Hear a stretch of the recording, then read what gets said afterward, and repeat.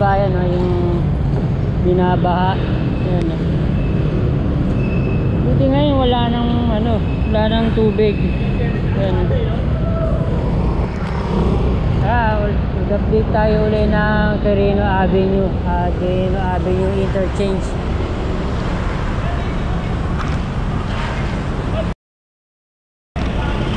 So, laging murahan ng murahan itong mga ano, mga nagkokolekta ng mga basura.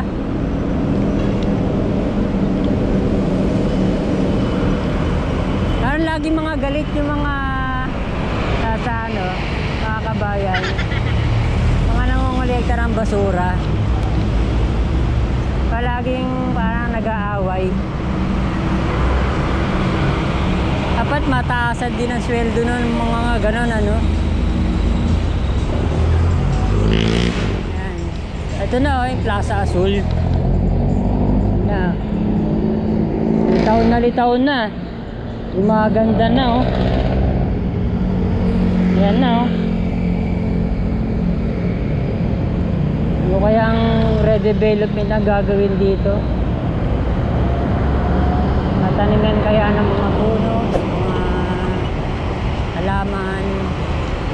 Ito, puro mga nakapark yung sidewalk. Tingnan niyo yung mga tao sa kalsada naglalakad. Kahit ang lapad ng daanan, bangketa, ito yung ginagawa. May ano na, may semento na, oh. Yan. Meron na, oh. Maliit na kalye. Tara. Paano kaya tayo dito? Yun, buti na lang, kakaunti lang ang mga sasakyan.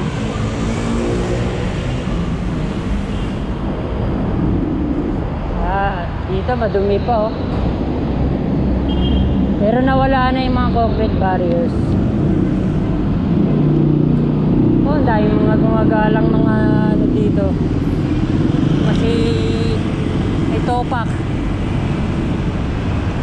Mga street dwellers. Yan, oh.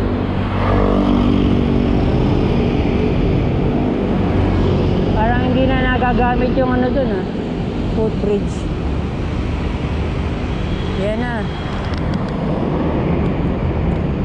Pero ano dito, Iglesia ni Cristo ang Pandakan. Iglesia ni Cristo. Ito.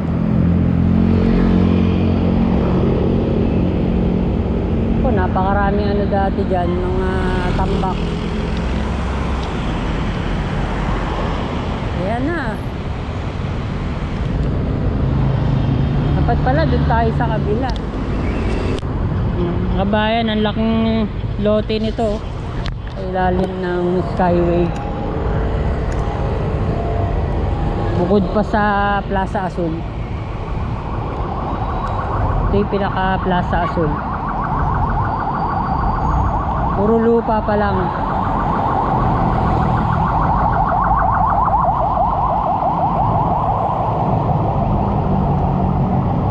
Yun, merong ano, may monumento.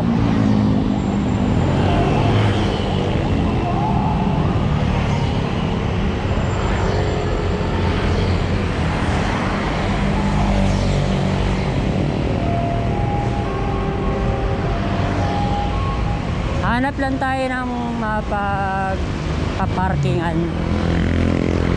Tingnan natin.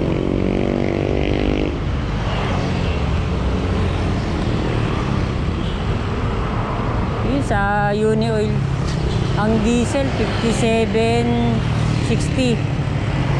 Tapos ang regular gasoline 60.85 at premium gas 63.35. Yan sa Uni Oil. Ito na. Dito na tayo makapunta, oh.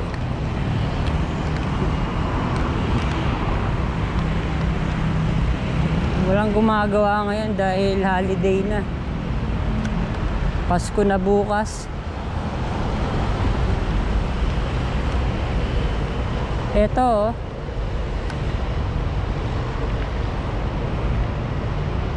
Di ko mabasa.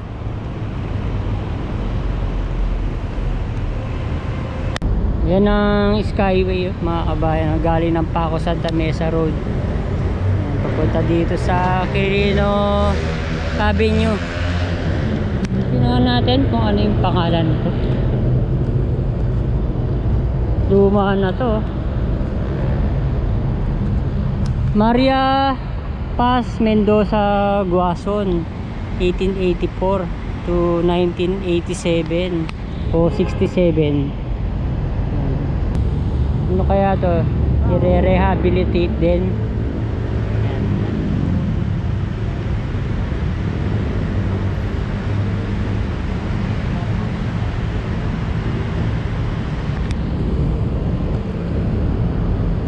Oh, gaganda na to, mga kabayan.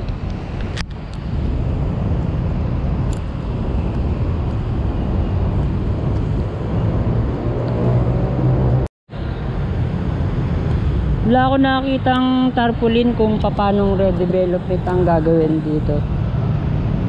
Basta ganito lang, inaayos.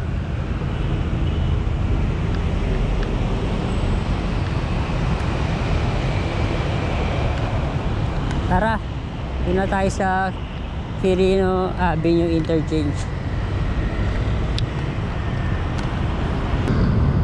Yan, meron ng signage dito ng Skyway Stage 3.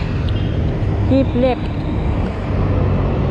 Nandito kasi yung bandang ano eh, on ramp.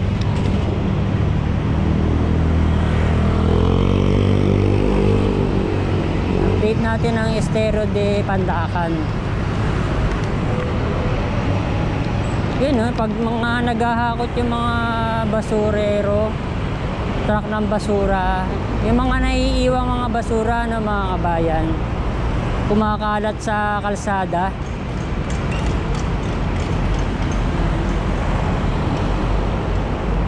Na karoon ng linear park.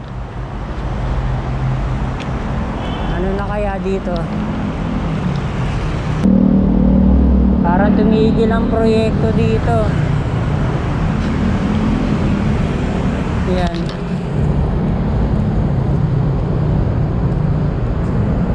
Tumigil ang proyekto dito. Oh, grabe, ang babaw ng ano, ng Estero de Pandacan ngayon, ha. Walang ano, wala halos progress. Wala pa rin ano dito. Wala pa rin daan. Ayan, may hagdan naman. Ayan. Daming basura, oh.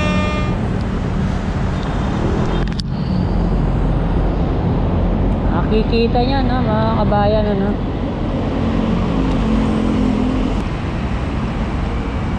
At ganito pa rin ang bangketa. Ayan.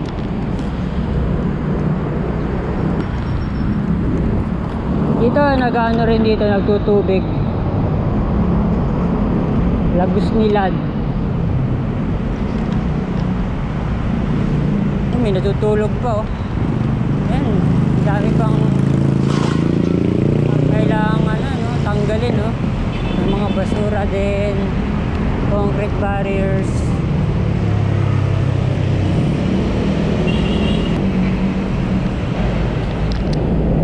Buti na lang yung Center Island merong bakod. Ayan, hindi mapapasok ng mga street vendors. Parang meron ako nakitang butas, kaya pumasok din pala. Ito na yung isa pang Plaza Dilaw. Ayun, may ano nga, oh. Kahit sa Plaza Dilaw, meron ding street dwellers. Ayun, dami, oh. Mga lalaki.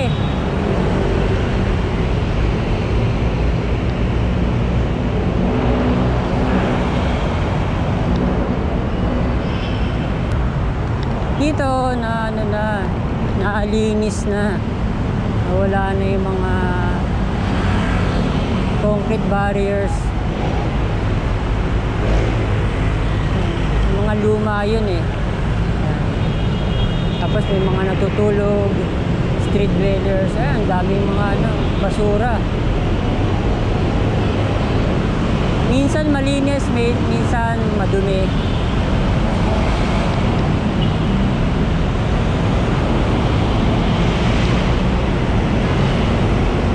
Pedro Hill na tong intersection.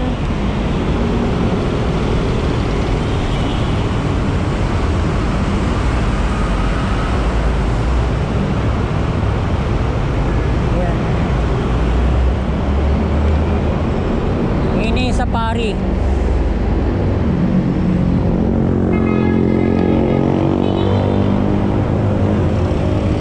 Ito, wasak-wasak ang kalsada. Bangketa, may mga street dwellers. Ay, importante mayroong mga barriers o mga puno sa gilid para hindi nakakatawid agad yung mga bata.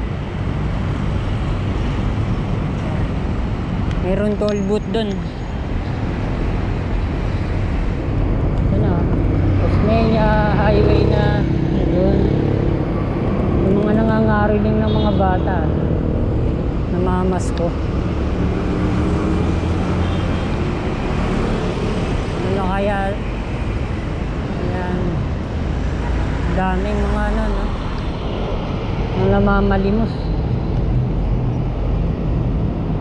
Ito, ganito pa rin, no?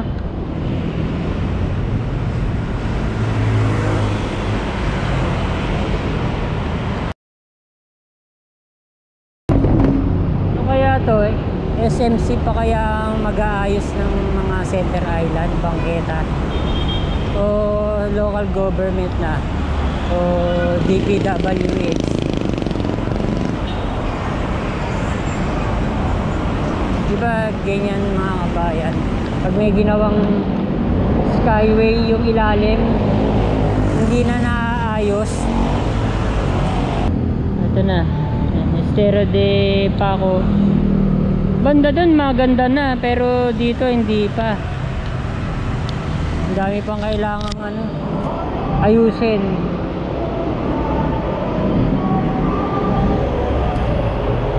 Tignan natin, yan. Napakalapit na ng mga bahay sa mga poste.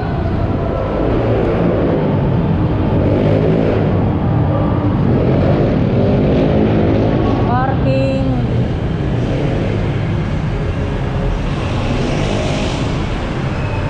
Walang mga traffic lights.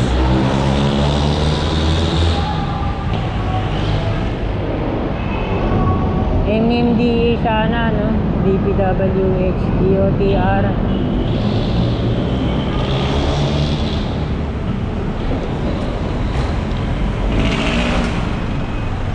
Yaring stoplight.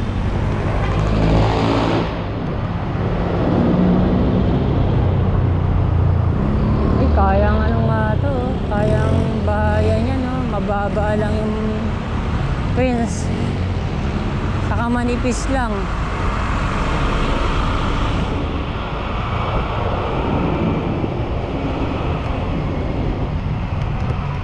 Ibang iba dun sa sa East Avenue yung mga bangketa, no?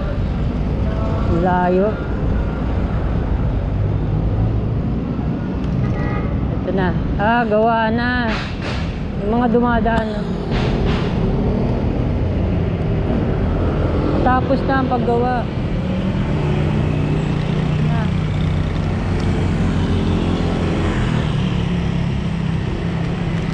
Kawasak-wasak na yung mga kalsada.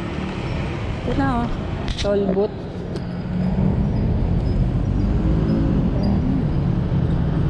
Merong on at off ramp.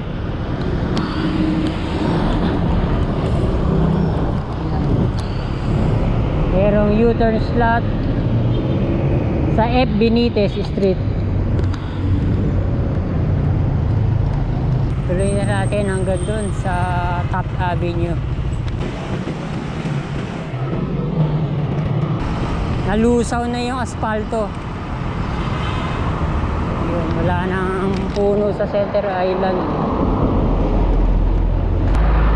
Sana maayos din na ng DPWH. Dahil lang ano nito, ang maintenance nito mga national roads, mga sa DPWH. Tara. Itong crossing nga lang talagang inaspaltuhan. Pagkalagpas dun sa magkabila, ano na eh, hindi na siya bagong asphalt. Meron din bagong asfalto. Doon na yan, Masonic Park, Nilad Masonic Park. Puro ano siya, puro graba. Iba na, inayos na yung parke. Sayang, merong mga pinutol na puno. Ito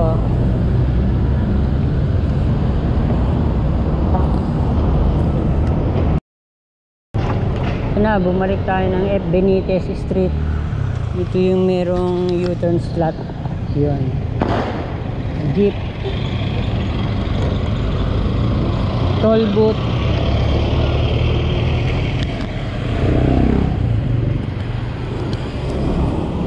Parang hindi pa ginagamit.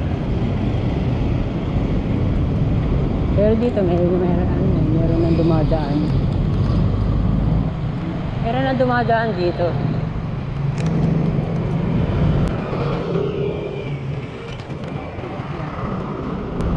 Oh, kayang pumasok ng mga ano doon, ano? Mga tao. Meron mga siwang.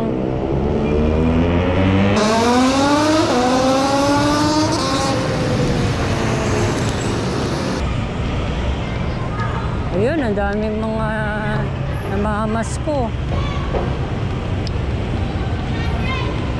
Yung mga ano pa, oh, toy guns.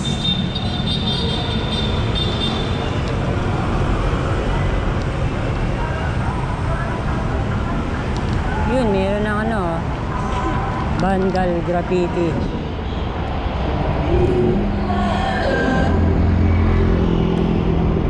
Dami pa rin kailangang ayusin talaga, oh. Ito, mayroon pang ginagawa.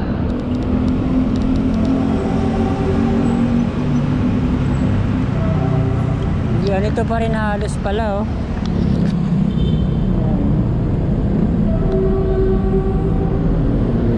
Wala halos nagbago. Tara.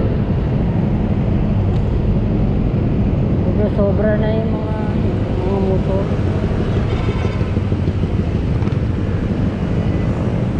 Ayun, napakalaking lote uli ang nagawa dito.